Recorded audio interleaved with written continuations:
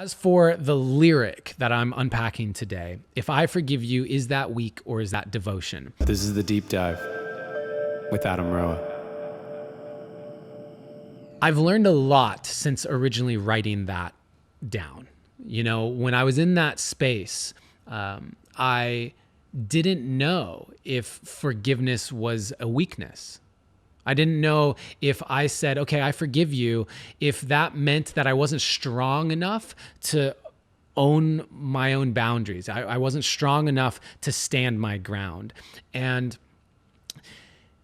it's hard to face off with the part of yourself that is wanting to be strong, but feeling so weak. And I really began to unpack forgiveness and what it actually means. And I find that there's kind of 3 steps that lead to forgiveness. And the first step is feeling your feelings. At the end of the day, in order to even arrive at a space where we can make a decision around forgiveness, it requires us to feel our emotions. And that takes time. There's really not a way around that. We can speed that process up by certain activities. You know, for me, sometimes just screaming, going outside or using a pillow or going underwater in a bath and just screaming to allow those feelings out. For those of you who watch my YouTube show, The Art of Choosing Love, you also know that crying is a very big one for me. I cry quite a bit in terms of processing my emotions.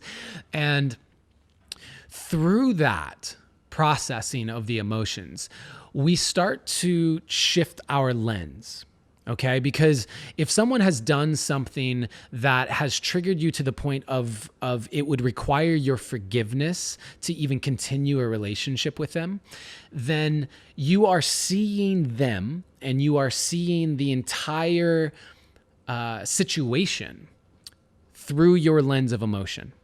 And that emotional response, especially in my case, it was, it's not that I was cheated on. That would be inaccurate to say that. It was more of the, Ross and Rachel thing from Friends. We were on a break. And so having that experience and having her connect with another dude and then come back and hook up with me again and then lie about it, felt like being cheated on. And as someone who's been cheated on in the past, it brings up a lot of painful memories and wounds and feelings of not being enough and all of that.